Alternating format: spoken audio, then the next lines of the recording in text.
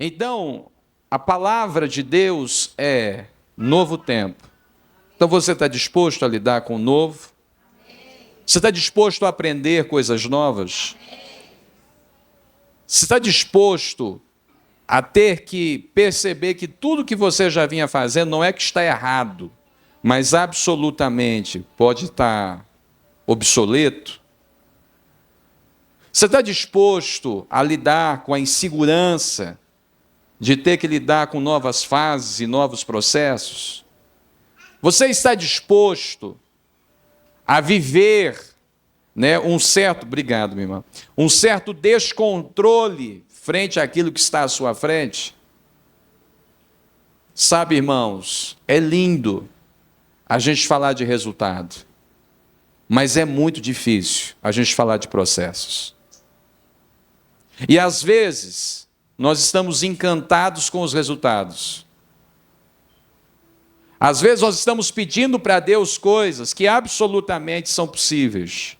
Mas não se esqueça que quando elas chegarem, a sua vida vai ser condicionada a um outro nível de responsabilidade. Um irmão perguntou para mim se eu ungia a casa. Pastor, você unge casa? Eu falei, irmão, eu não vou me ocupar de responder se eu unjo casa ou não. Eu vou me preocupar de te explicar que uma vez ungindo sua casa, tudo que você coloca nas mãos de Jesus, ele tem uma estranha mania. Ele levanta, dá graça e reparte. A questão não é se eu unjo a sua casa. A questão é, uma vez ungindo a sua casa, Jesus pode levar a família dele para lá? Ele pode, irmão. Você quer uma casa grande, espaçosa? Amém? Jesus pode levar a família dele para lá? Você vai receber os filhos que não são seus filhos? Você vai receber os filhos que não são seus filhos e vão dar mais trabalho que os seus filhos? Você está disposto, irmã, a colocar aquela tapoer na mesa? Para uma marmitinha depois do almoço? Não vai que não vem. Você está disposto, meu irmão, a pegar esse carro seu, que é quase um Deus na sua vida, e sacrificar ele nos buracos dessa cidade, infelizmente, para buscar os irmãos lá no fim da cidade? Você está disposto? Você está disposto a suportar o peso da responsabilidade de uma nova estação? É isso que você quer? Não é sobre ungir casa. É sobre deixar Jesus fazer coisas novas nela. E aí, eu me lembro que um dia o irmão me ligou e disse, pastor, eu achei uma asinha de frango no meio do meu sofá. Falei, fique em paz aí. Daqui uns dias você não vai achar o sofá. Você não vai achar o sofá. Qual é o nosso nível e a nossa disposição para lidar com aquilo que Deus tem? Qual é o nosso nível e a nossa disposição para lidar com o novo que Deus tem? É uma pergunta que eu quero fazer aos irmãos no início dessa mensagem. Nós estamos dispostos a encarar o desconforto de um novo tempo? Nós estamos dispostos a encarar os desafios de uma nova estação? Nós estamos dispostos a readaptar a nossa agenda, a nossa linha de interesse, o nosso cronograma? Ô irmão, é lindo. Nós dizemos, Jesus, usa a minha vida. Até que ele começa a usar. E aí você começa a dormir tarde e acordar cedo. Você começa a lidar com um monte de gente à toa. Porque Jesus tem uma estranha mania de ir atrás de à toa, gente à toa. Hoje eu estava falando, falei assim, eu fico impressionado com Jesus e com a capacidade que Jesus tinha de ter total convicção de quem ele era e o que ele estava fazendo. Jesus está na cruz, entregando a sua vida em favor de todos nós, e ele foi enquadrado por um bandido. O desocupado de um bandido olha para Jesus fazendo o sacrifício dele expiatório e diz: o que você está fazendo aí? Irmão, eu ressuscitava nem se eu não tivesse morrido. Descia da cruz e tirava aquele cara da cruz e mandava ele para a eternidade sem um prego. Porque vai ter dia que você vai perguntar: será mesmo que eu preciso ouvir isso? Não, você não precisa. Mas se você quiser um novo tempo, sim. Se você quiser mexer com a coisa que Jesus mexe, sim. Se você quiser que ninguém te procure, irmão, dê errado. Dá errado. Ninguém vai te procurar. Mas se você der certo, teu telefone toca, tua casa é endereço, as pessoas vão te procurar. Ai, pastor, mas é tudo interesseiro. É assim mesmo. Aí todo irmão interesseiro precisa de um não interesseiro para ensinar ele que a vida não é sobre interesse, está tudo certo. Sem constrangimento aí. Sem constrangimento aí. Nós estamos preparados para um novo tempo? É isso que nós queremos? É nessa atmosfera que nós queremos entrar? Amém? Então abra sua Bíblia, Mateus.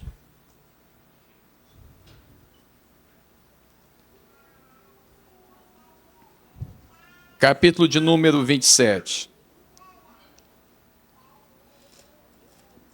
Mateus.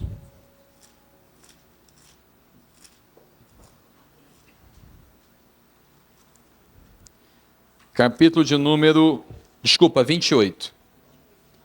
Mateus, capítulo de número 28.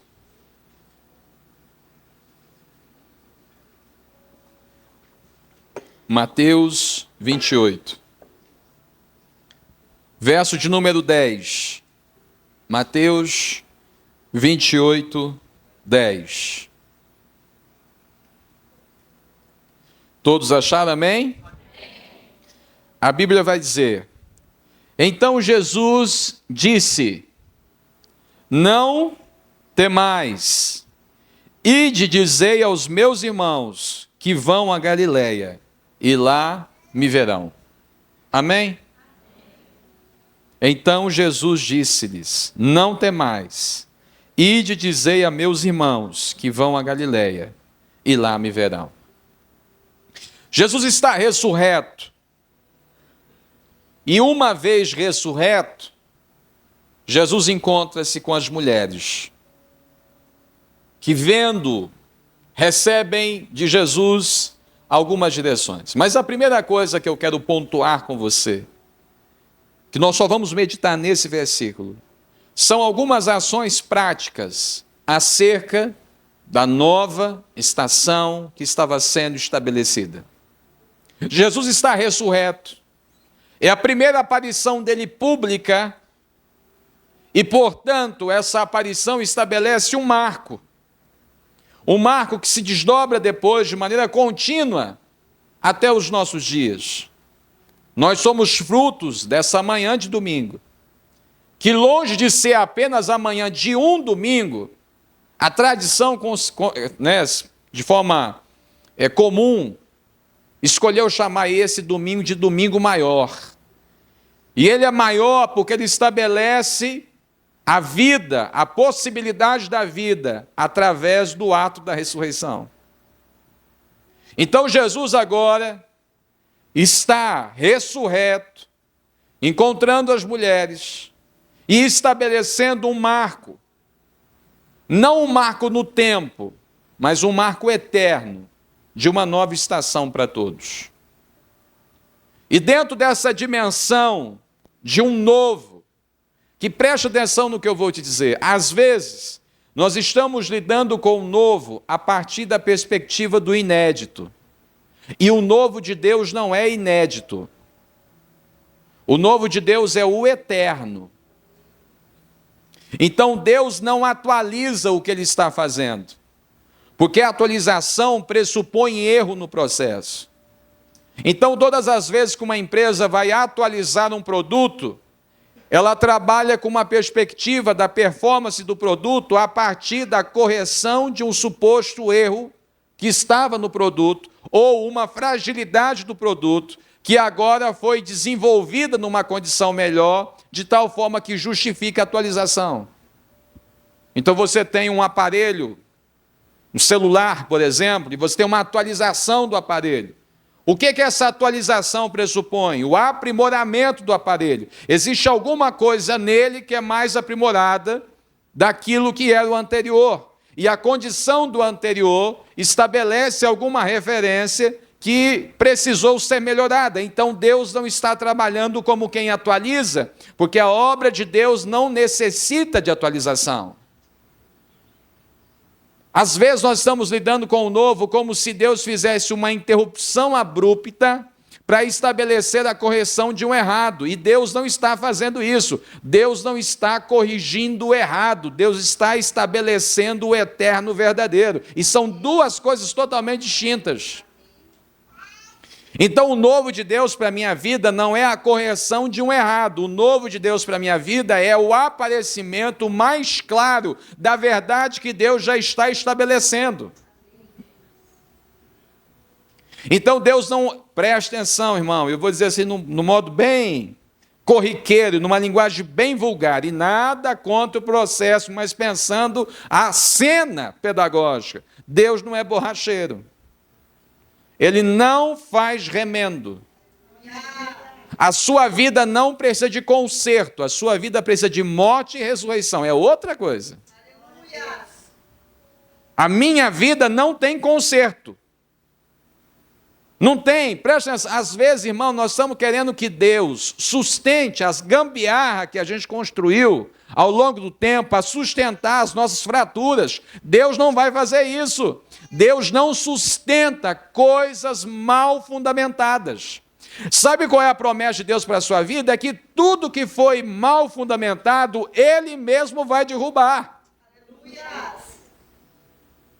O escritor dos Hebreus vai dizer, tudo que precisa ser abalado, abalado será. Então Deus não veio para garantir que as nossas gambiarras fiquem de pé.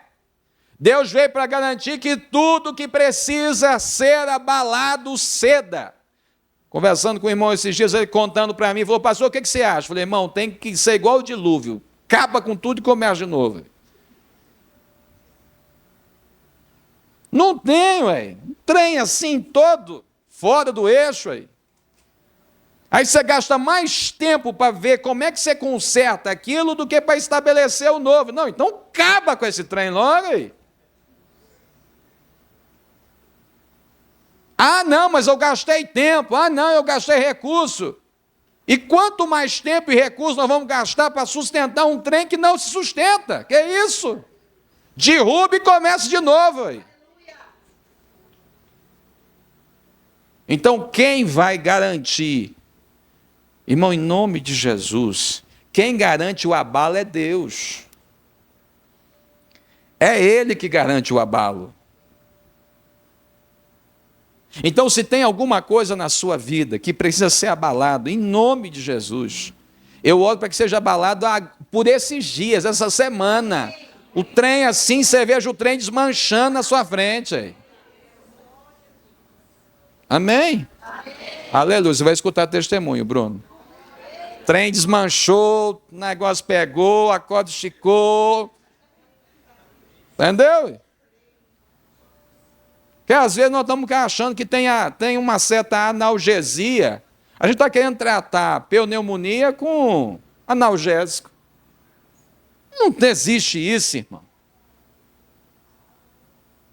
Não existe isso. E deixa eu falar uma coisa que aqui não existe no Mato Grosso do Sul, mas lá no Paraná tem. As pessoas estão achando que a igreja é o lugar onde os riscos não vão ser vividos. Eu não sei. Quem falou um trem desse você? Fala para mim. Não, vamos para o culto.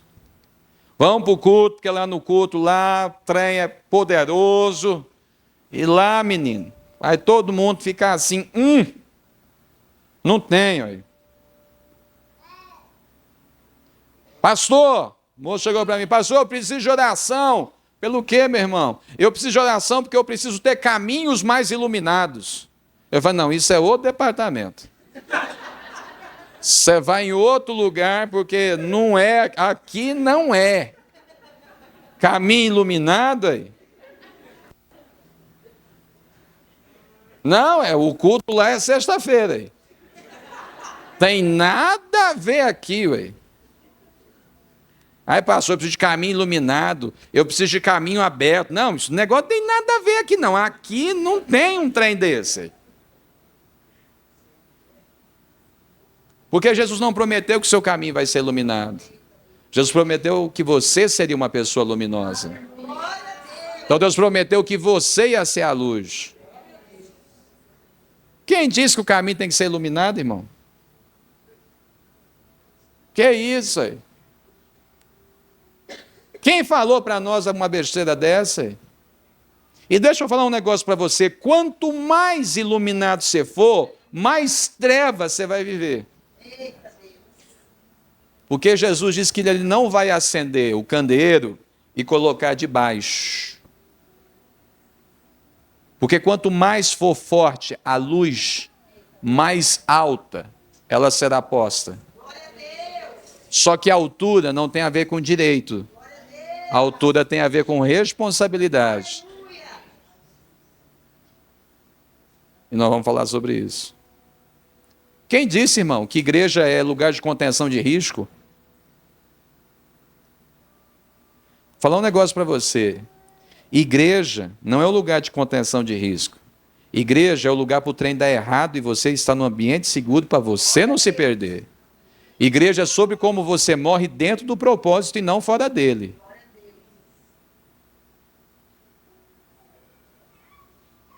O objetivo da igreja é que você chegue aqui ovelha e termine cordeiro. Esse é o propósito. E para que você não se perca no seu propósito, nós estamos aqui. Nós não estamos aqui como igreja para garantir que você tenha a família que você quer. Nós estamos aqui como igreja para garantir que você seja o pai e a mãe que a sua família precisa. Nós não estamos aqui para consertar seu marido e sua esposa. Nós estamos aqui para entregar para você a responsabilidade de ser o marido que ele ou ela precisa. Nós não estamos aqui para garantir as condições de vida favoráveis. Nós estamos aqui para que você seja a pessoa mais bem resolvida para enfrentar até as condições desfavoráveis e não perder o propósito. Nós não estamos aqui para resolver sua vida. Nós estamos aqui para te fazer uma pessoa bem resolvida. Amém? Porque é isso que Jesus faz. Ele transforma pessoas. Ele redime pessoas. E não muda circunstâncias. Simplesmente. Então preste atenção. O novo tempo inclui movimento. Porque é isso que Jesus vai dizer. Ressurreto. Preste atenção. O que você imaginaria com uma mente devota, eu e você, encontrar Jesus ressurreto? Se a gente vai num culto e a gente vive uma experiência com Deus, nós já começamos, ai, que vontade, nem sair daqui. Não é assim? Rapaz, se o culto for assim, de ver anjo, não. Ai, Senhor, eu queria ficar aqui, não é assim? Imagine se nós encontrássemos Jesus em pessoa ressurreta. Não, pode acabar o mundo. Pode acabar o mundo aí. Nós vamos ficar aqui, não vou sair daqui, vai ser que é trem. Aí Jesus ressurreto não dá uma direção de parada. Jesus ressurreto dá uma direção de movimento. Presta atenção no que eu vou te dizer. Deus não quer monumento. Deus quer movimento. Quem cultua os monumentos perde a sensibilidade do movimento. E nós não podemos perder a sensibilidade do movimento. Sabe que para viver o novo, um dos nossos maiores desafios é lidar com o movimento. Porque, às vezes, o novo implica a deixada, a partida paulatina de um velho. E nem todo velho a gente quer deixar.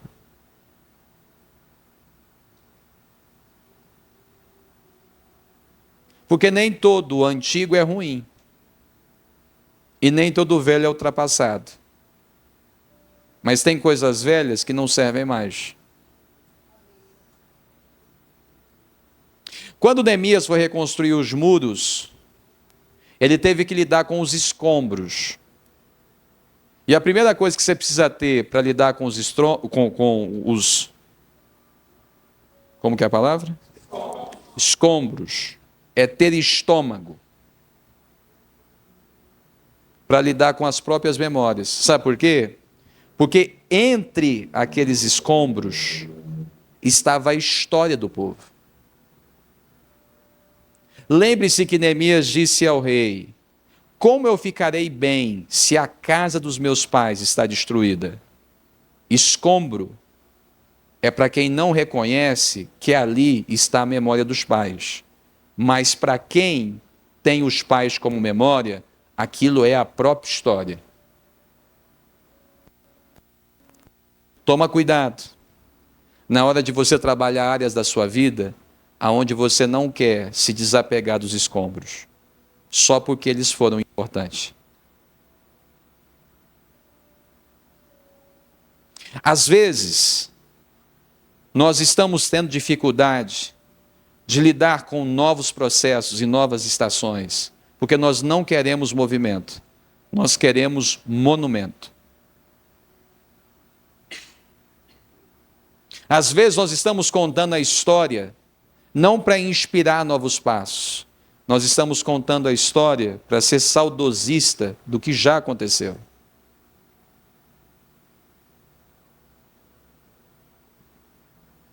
Ou não é assim?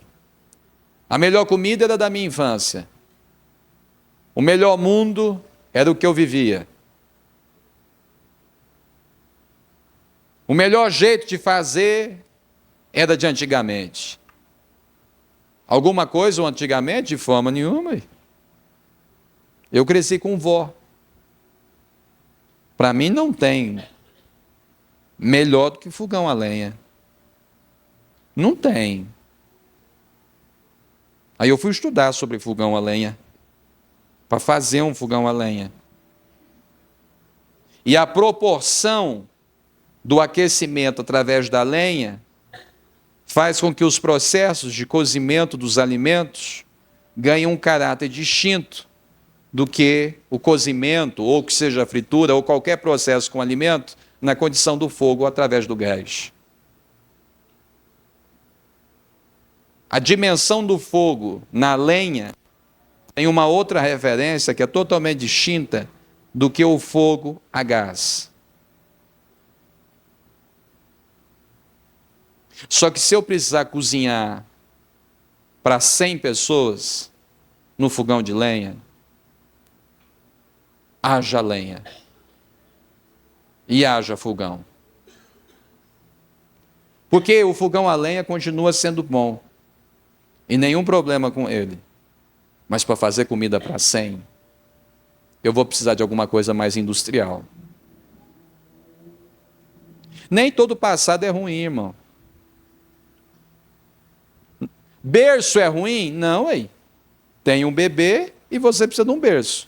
Agora coloca um menino de 10 anos no berço. Coloca um menino com 14 anos no berço. Ai, pastor, mas eu não coloco um menino 14 anos no berço. É? É? Amém? Amém? Aí, pastor, você não sabe, o meu tem 25 e está lá. Aleluia. Aleluia. Não é, irmão? Esse menino não faz nada. Você quer um ovinho, filho? Ah, é. Hoje eu estava conversando com um irmão que é empresário, ele falando, esses meninos de hoje em dia, tal, e aconteceu uma situação, mandei o menino ir em tal lugar, tal, e ele foi, fez de qualquer jeito o processo, tal. Eu falei, uai, coisa interessante aí. Você já sentou para conversar com ele? Não, ele já tem que vir pronto. Eu falei, não tem. Quem disse? Quem nasce grande é monstro, filho. Se já chegar pronto é o Satanás. Pode repreender qualquer trem, tem. Não, ué. Eu tenho medo de gente muito bem resolvida e gente que acorda todo dia feliz. Eu tenho medo. A pessoa ela chega assim muito bem resolvida, eu falo, não, pode mostrar o lado não resolvido. Vamos mostrar o lado não resolvido, porque assim, absolutamente, nós não vamos ficar aqui gastando tempo com coisa que não é. E todo dia assim, bom dia! Não pode. Pode não. Tem jeito não, hein? Toda pessoa muito bem resolvida mora longe. Porque morar perto não tem. Não tem. Por isso que todo mundo que ensina você a ser feliz, mora longe. Então presta atenção, irmão.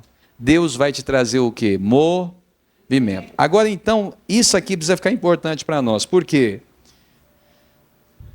Porque aonde Jesus chega, a coisa começa a movimentar. E a gente tem um gosto de deixar tudo no lugar. Se você chegasse hoje aqui na igreja e tivesse cadeira para lá, cadeira para cá, cadeira para lá, e menino correndo, trem pegando, o que você ia dizer? Meu Deus, que tem desorganizado. Meu Deus, não era para ser aniversário da igreja, hein? Jesus amado, hein? Como esse trem está desorganizado. Mas preste atenção.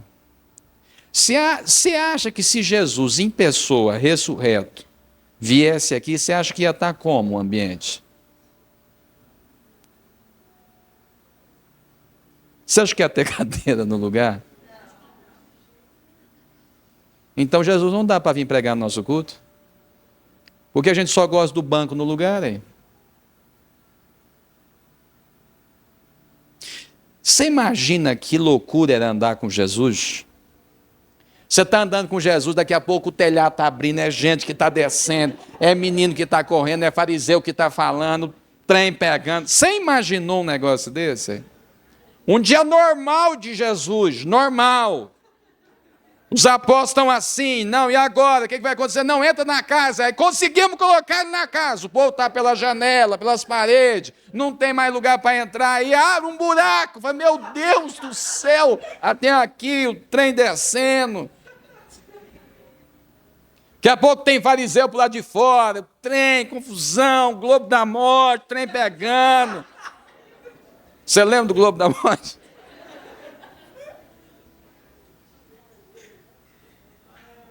Quer andar com Jesus, irmão?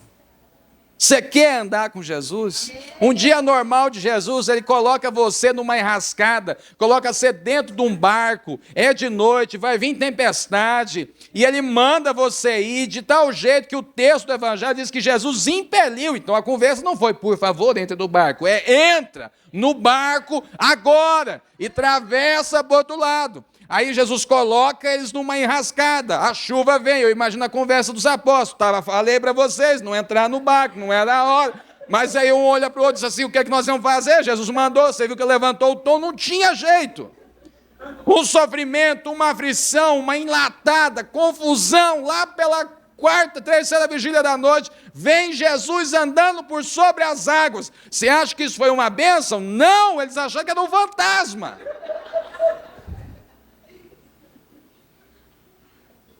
Não, irmão, você não viveu uma experiência na sua vida que você confundiu Jesus com Satanás, você não entendeu nada.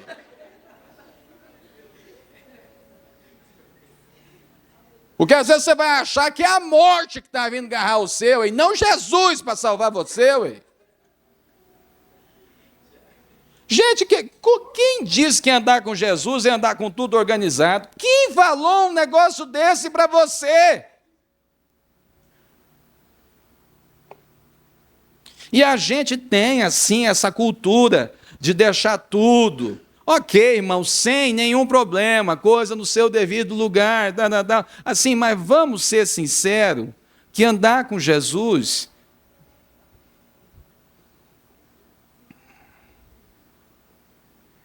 só para não ir longe, vou abrir aqui um testemunho pessoal. E isso também tem a ver, Bruno, porque eu cheguei aqui dia 29 do mês passado. Vou abrir aqui para vocês. Testemunho. O aniversário da minha mãe era dia 12 de abril. E ela mora aqui. Então eu viria para passar o aniversário com ela. Então eu viria na semana do dia 12. Aconteceu um trem, confusão, o casamento dela terminou, desmanchou. Falei, eu acho que vou ter que adiantar o passo. Cheguei aqui em Campo Grande, minha mãe com a situação do divórcio. O pastor, nosso pastor lá da congregação, que está lá pastoreando, e a congregação que a gente ajudou quando estávamos aqui full time em Campo Grande, me sofre um infarto. Eu chego no aeroporto, 6 da tarde, 7 da noite eu estou celebrando ceia. E segunda estou na Cassemes, na UTI da Cassemes, visitando o irmão. Em paralelo a isso, tinha uma tia lá em casa, que ela teve o dissabor de ter o marido preso. Então, basicamente, minha chegada era assim, meu amigo na UTI, minha mãe divorciada e o esposo da minha tia, no caso, meu tio, na cadeia.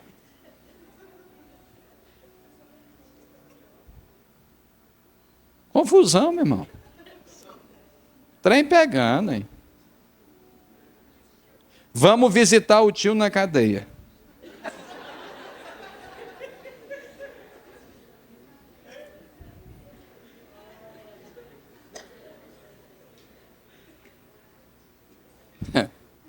Aí você chega lá e você começa a encontrar o povo que precisa de Jesus. O moço... Não vou falar um negócio dele, está gravando, é outro. Mas aí eu começo a passar o pessoal na frente. E aí alguém disse para mim, ele disse assim para mim, esse fulano aqui é o Chama. E o Chama estava indo lá mexer com fogo, porque ele ia assar uma carne lá, porque deram oportunidade, enfim. Assar uma carne. O Chama. Eu falei, por quê? Porque ele está assando carne? Não, porque ele botou fogo no pai.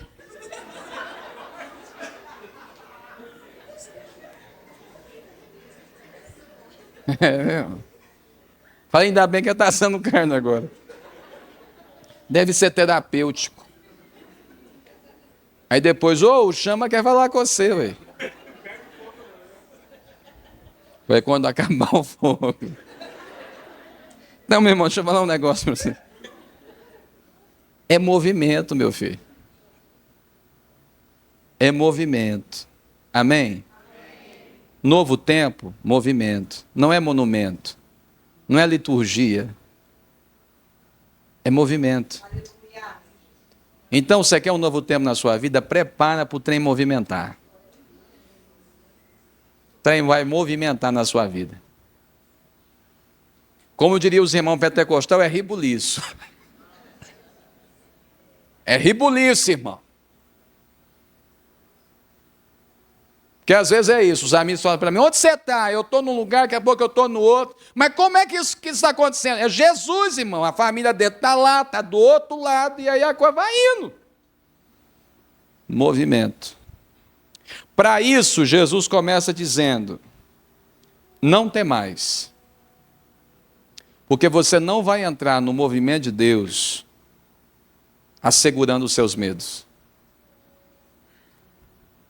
Não tem como. E deixa eu dizer algo para você, irmão. Medo é o tipo de coisa que você não adia. Porque quanto mais você adia, mais ele cresce. Porque só tem um jeito de vencer o medo: atravessando ele. Porque se o medo é paralisia, a vitória sobre o medo é um movimento. E aí, irmãos, a promessa de Deus para nós é o Salmo 23, que nós iríamos passar pelo vale da sombra e da morte. Ou seja, nós vamos passar dentro dos nossos medos. Qual é o seu medo? Você tem medo de ser esquecido? Vai. Você tem medo de ser rejeitado? Vai. Não, fique em paz. Lava a sua alma na paz do Senhor. Você não fica orando para não ser, você fica orando para ter força suficiente para passar quando você for. Aleluia. Aleluia. Então não fica pensando, será? Não, vou fazer uma campanha para todo mundo gostar de mim. Não existe isso. Não existe isso. Só que deixa eu criar um parênteses aqui, porque daí, quando eu falo isso, os irmãos mal resolvidos e chato se ocupam dessa palavra para justificar a sua chatice. É bem que o pastor falou que não tem como todo mundo gostar de mim, tá vendo? Por isso que eu sou assim. Faça uma ponderação dos botões, porque talvez o seu problema é chatice. Ninguém te suporta. Você é uma mala sem alça de papelão, cheia de pedra em dia de chuva. É cansativo lidar com você. É cansativo. Se começar a olhar o povo que... Esses dias um irmão, eu vou te falar isso para um irmão. Ele falou, não, aí o povo lá de casa, ninguém conversa comigo, ninguém me dá atenção. Tá falando, não, ninguém me dá atenção. Não. Falei, não, porque se você começar a olhar nos seus filhos lá, eles devem estar com asa. Daqui um dia você chega, eles já viraram anjo e transladaram. Porque para lidar com você não tem condição, você é muito chato. Aí eu sou sistemático. Converte, irmão, sua vida aí.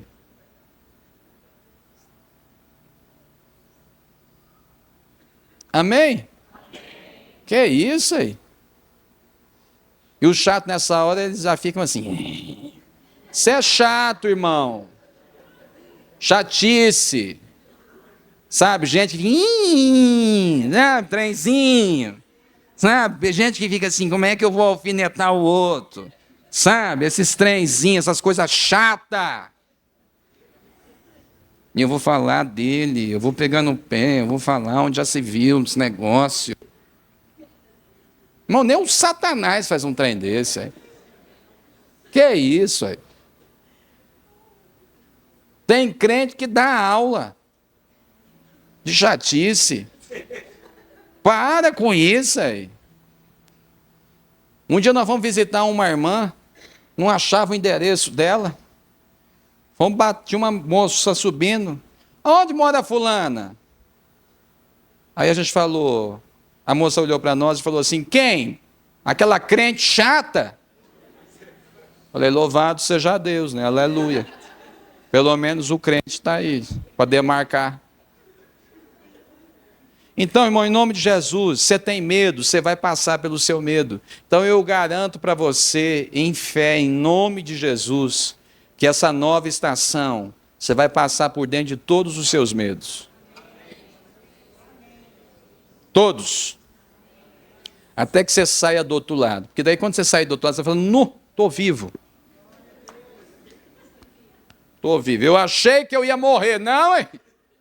Estou vivo.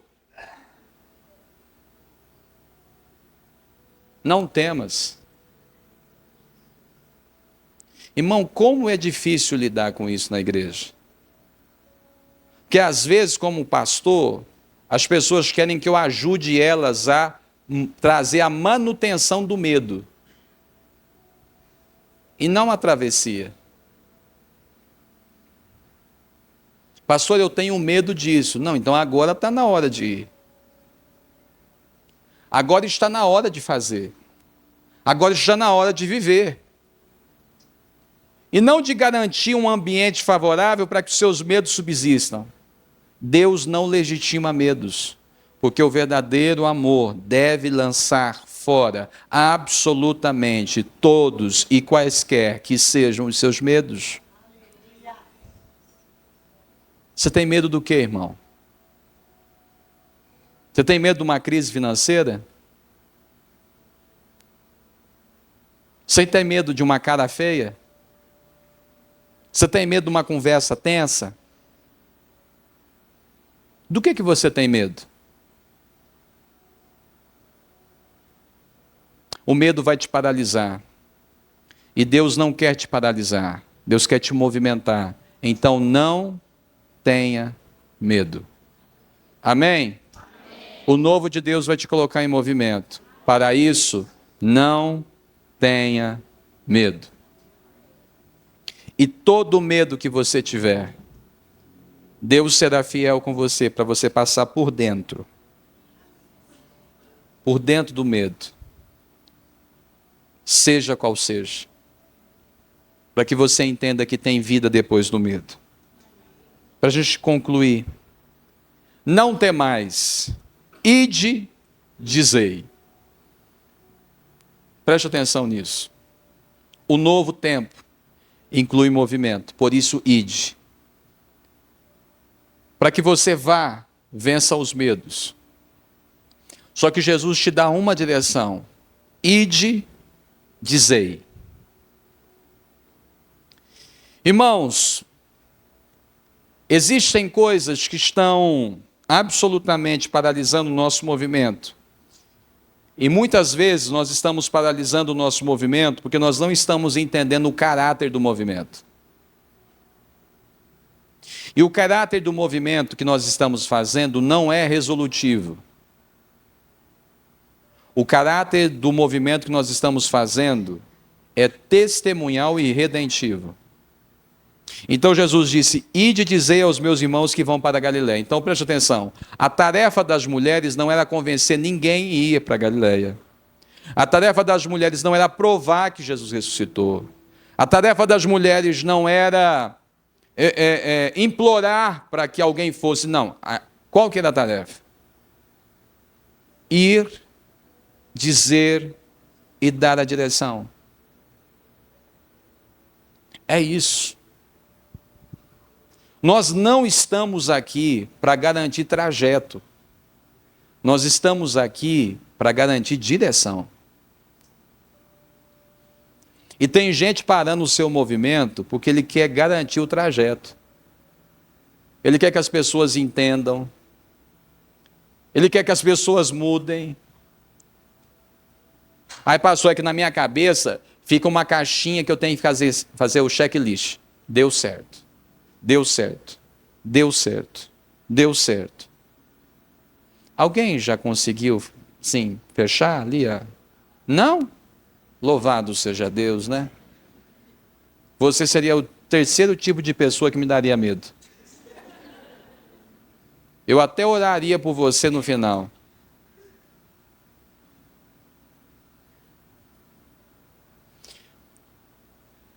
Porque nós não estamos aqui para garantir o trajeto. Nós estamos aqui para apontar a direção. Esses dias, num tempo de conversa, e de uma conversa tensa com o irmão, ele olhou para mim e disse assim, eu não concordo com você, pastor. Não, tudo bem. Ué. Ok, então vamos orar.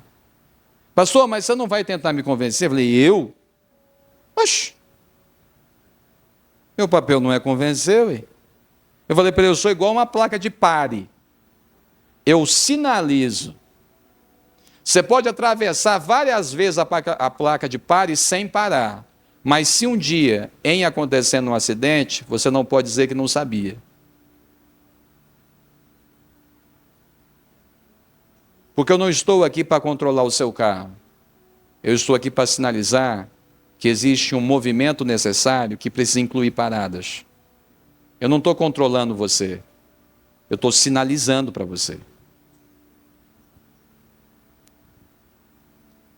Quantas vezes a nossa vida está parada porque nós estamos querendo fazer coisas que Deus não nos mandou fazer?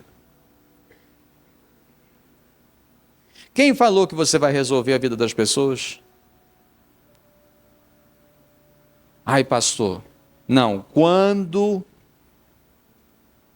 isso tiver resolvido, aí sim. Sabe quem falava isso? Aqueles que davam desculpas frente ao convite para as bodas do Cordeiro. Não, não, não, não. Eu até queria ir, mas não vai dar para ir. Por quê? Porque eu tenho que capinar meu lote. Quando eu capinar meu lote, aí eu vou. Me casei agora. Não, não, não. Me dá mais um tempo. E aí eu vou. Meus irmãos, deixa eu dizer algo para ficar no seu coração. Obediência tardia não é obediência. Se você ainda quer esperar para obedecer, você não entendeu quem falou contigo. E se você não entendeu quem falou contigo, se você não entendeu quem falou contigo, se Jesus tivesse ocupado de resolver o problema da vida das pessoas, sabe quando é que ele iria para a cruz? Nunca. Porque para cada cego que ele curava, outro nascia. Então Jesus estaria até agora resolvendo, mas um dia ele decidiu não resolver para redimir. Então você tem que assumir uma postura na sua vida. Em algum momento você vai ter que deixar de querer resolver. Pastor, mas se eu deixar de resolver, o trem vai pegar fogo. Ora, e se for necessário? Que isso? Não, pastor, mas se eu não fizer, o negócio vai tomar outra proporção. E talvez não é isso que precisa. Pastor, você não tem medo de falar isso? Porque daí daqui a pouco alguém vai chegar para o pastor e falar assim, não, pastor, eu estou deixando que o trem tem que pegar fogo. Não, é porque os responsáveis não vão fazer isso.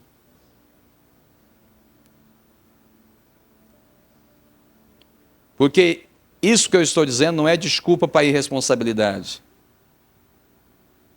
Isso que eu estou dizendo é para quem excessivamente está assumindo responsabilidades que Deus não pediu. Quem falou que nós vamos resolver? Quem falou que nós estamos aqui para resolver? Nós estamos aqui para redimir. Então nós somos a direção e não a resolução. As pessoas chegam para mim e falam assim, pastor, mas você acha que isso vai dar certo? Não sei. Mas então por que você está fazendo? Porque Deus mandou.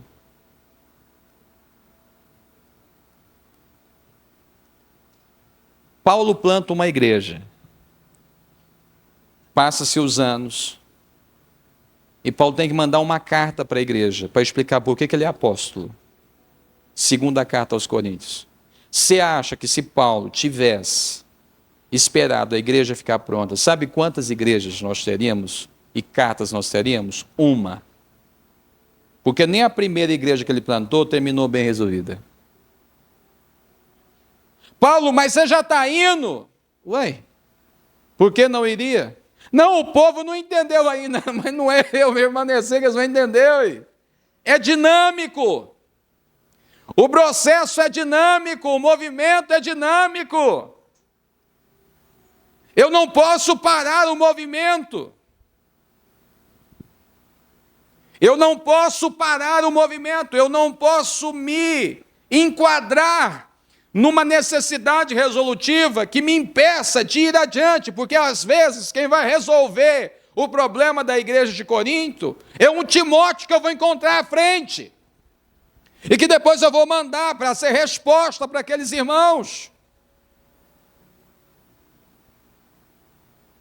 Porque às vezes, quem vai ser o testemunho, quem vai trazer uma palavra adiante, tem a ver com aquele ou aquela que eu vou encontrar adiante. Então não pare o movimento.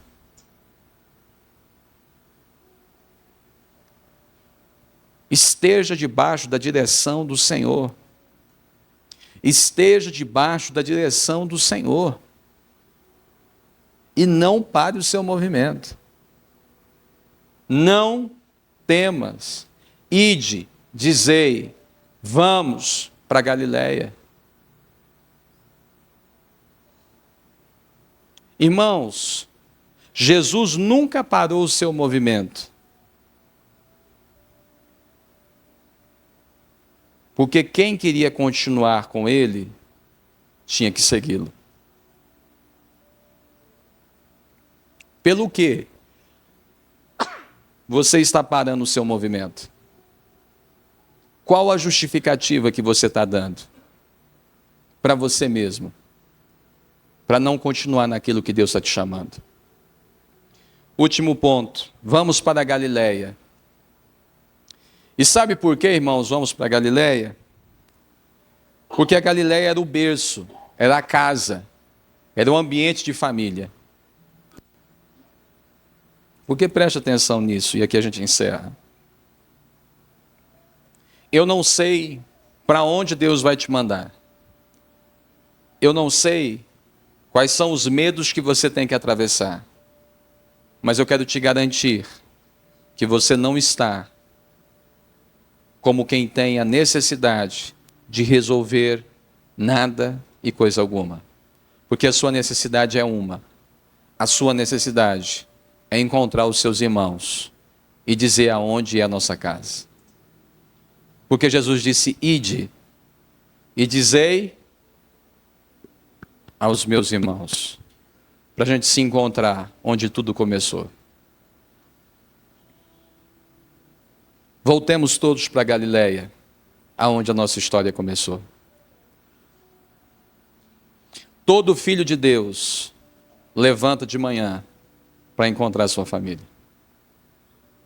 E se você não percebeu isso, talvez você esteja confundindo o seu irmão, a sua irmã, como padeiro, padeira. Talvez você esteja confundindo o seu irmão, sua irmã, como professor, professora, chefe, funcionário. Talvez você ache que você está lidando com funções, e nunca foi funções. Qual é a tragédia dos nossos dias? É que nós não conhecemos o irmão pintor. Nós só conhecemos o pintor. Então a nossa conversa com ele é apenas sobre pintura. E sobre o preço mais barato. Quando o dia que eu precisar pintar a minha casa, talvez eu devesse pensar no porquê eu estou pintando e quem eu vou encontrar. Você abastece seu carro pelo preço da gasolina ou pela relação com o frentista?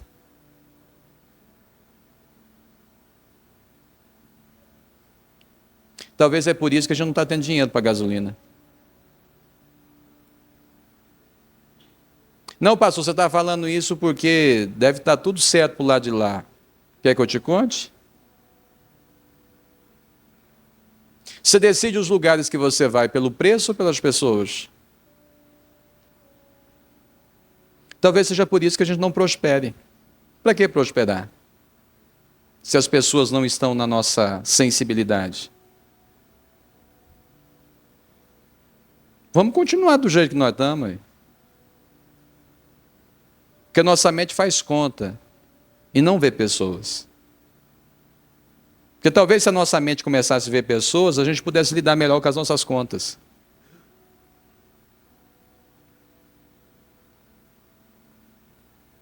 Quando eu cheguei aqui em Campo Grande, e lá em Curitiba eu corto cabelo com uma única pessoa já faz uns mais de 10 anos.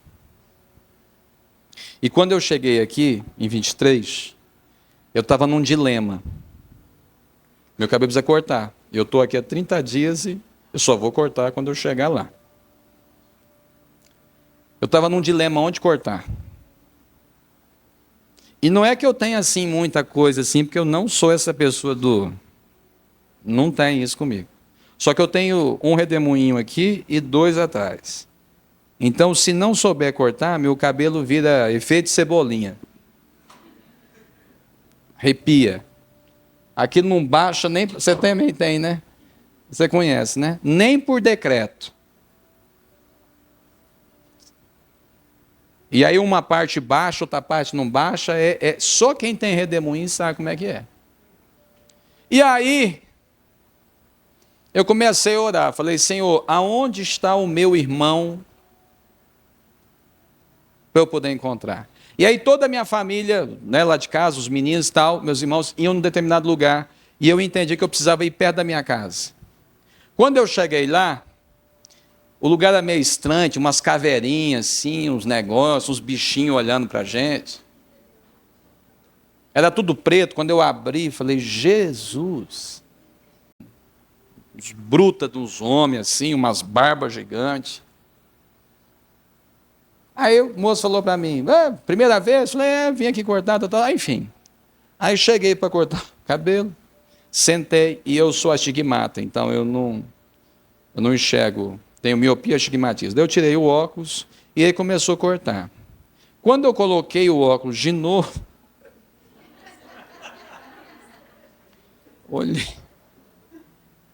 olhei para aquilo e falei, e aí, você gostou? Falei, não, acho que é uma questão de adaptação.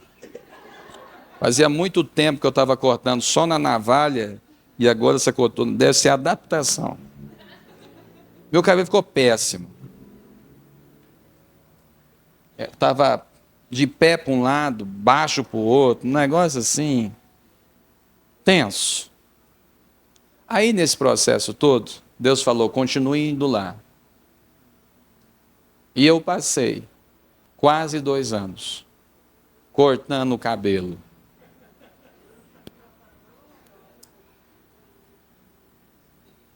No irmão. Um dia olharam para mim e falaram, nossa, pastor, cabelo estranho. Eu falei, pois é, ué. Chama-se missão. Missão. Está disposto, irmão? Tem um cabelo mais ou menos? Para cumprir uma missão?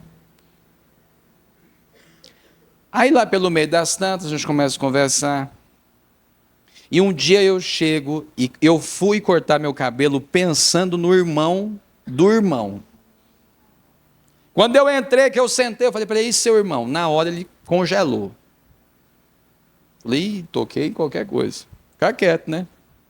Como psicólogo, falei, bem, vamos ficar em silêncio e esperar o que vem. Aí lá pelo meio das tantas, ele deu uma suspirada funda. Aí ele olhou para mim e fez uma pergunta para mim inédita. Você é médium?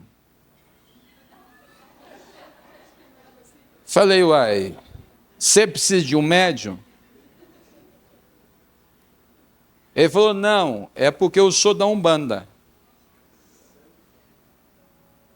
E o meu guia, desde quando você entrou a primeira vez, ele falou que você tem uma energia boa.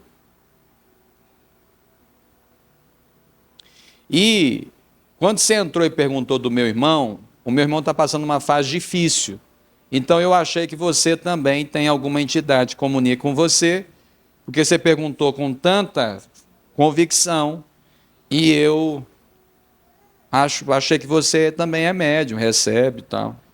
Eu falei, não, eu tenho 3 guias. Eu ando com 3 guias. 3 guias. Pai, Filho, Espírito Santo. São meus 3 guias. O pai é o cabeça, que eu já tinha aprendido, né?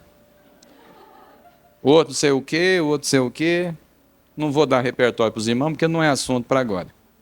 Isso é libertação lá. Ele falou, nossa, mas você é crente? Eu falei, pior, sou pastor. Se eu fosse só crente, meu filho, a batalha era grande. Pior que eu virei pastor. Ele falou, e você vem cortar aqui? E você vai deixar eu cortar o seu cabelo? Eu falei, ué, você já está cortando há um monte de tempo, hein? Nossa, pastor, você é diferente, ué. Eu falei, então, meu filho, a gente é estranho mesmo. Diferente dos iguais. Em síntese, eu acompanhei esse moço. Em 1 ano e 8 meses, ele se converte, vai para a igreja, se batiza, e nós alcançamos até a tia dele, que era a senhora do terreiro. Mas durante 2 anos, o meu cabelo ficou ruim demais.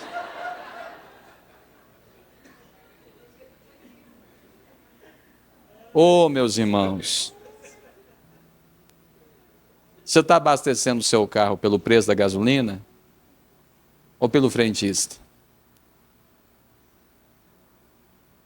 Você escolhe as suas coisas em vista das pessoas ou do melhor custo-benefício? Pelo que nós estamos levantando de manhã? Davi não levantou de manhã para matar gigante. Davi levantou de manhã para levar pães para os seus irmãos. E no meio do caminho ele encontrou um gigante, que ele matou com as pedras que ele encontrou, enquanto ele levava pão para os seus irmãos. Então não levante de manhã para matar gigante. Levante de manhã para encontrar os seus irmãos, e no caminho já estão as pedras para você derrubar qualquer gigante. Amém? Novo tempo vai gerar movimento, por isso não temas. À medida de você não temer, não perca o propósito. E o propósito não é resolver, é sinalizar, é dar direção. Porque o nosso compromisso é de família. É encontrar os irmãos e dizer para eles, vamos para casa. Porque lá em casa, Jesus vai ser visto. E é só isso. Nossa vida é só para que Jesus seja visto. É só isso. Para que vivemos? Para que Jesus seja visto. E como é que Jesus é visto? Quando nós damos direção da casa. Eu quero orar por você. As horas estão um pouco ultrapassadas, mas os cultos de Jesus também devia ter uns trenzinhos assim. Porque é conversa de família.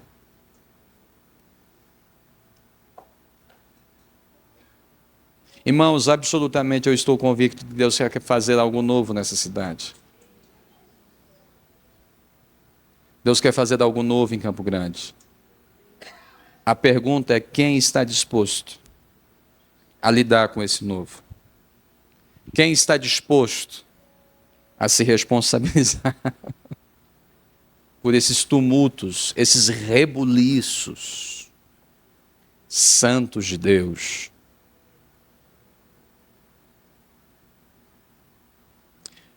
Teve um dia que Paulo teve que falar para o irmão dele que era carcereiro. E o dia que Paulo teve que falar com o irmão dele que era carcereiro, adivinha o que ele virou? Prisioneiro. Aleluia. Amém, irmão? Amém. Louvado seja Deus para encontrar um irmão carcereiro, ser vida prisioneiro. Aleluia. E aí está ele, Paulo está junto com Silas.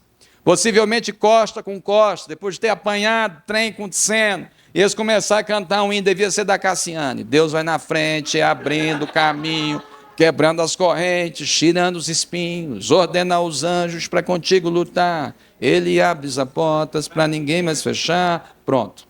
Ele trabalha para que neles confiem. E, irmão, o culto foi pentecostal, o trem pegou lá e não sobrou uma parede da cadeia de pé.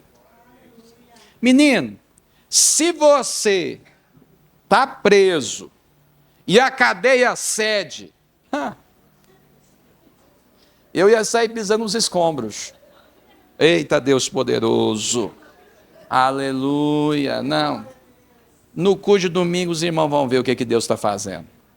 Eu vou chegar lá e vou testemunhar, irmãos, nós estávamos lá na cadeia.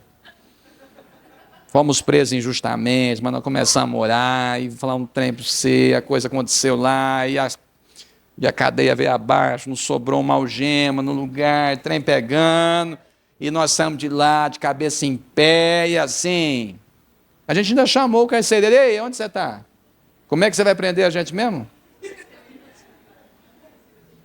Aí o Paulo faz uma coisa inacreditável. O carcereiro diz, vou me matar. O Paulo diz, não mata, não se mata. Ele, não, eu vou me matar, porque agora, o que vai acontecer? Como é que eu vou explicar essa bagunça toda? Não! Fica no lugar. Porque nem eu, nem nenhum dos prisioneiros saímos do lugar. Porque eu não vim aqui na condição de preso, eu vim aqui na condição de irmão. Então a cadeia pode ter cedido, mas enquanto eu não falar com você, eu não saio daqui. Você está disposto a ter a oportunidade de fugir e não fugir só para encontrar o irmão? Você quer no culto de domingo contar como a cadeia caiu ou como você não fugiu? Você quer contar o que Deus fez para te livrar ou o que Deus fez para salvar seu irmão?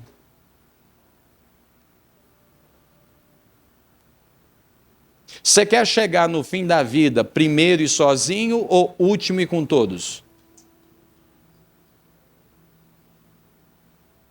Você quer ter uma vida de sucesso ou uma vida que cumpre o propósito? Se coloque de pé.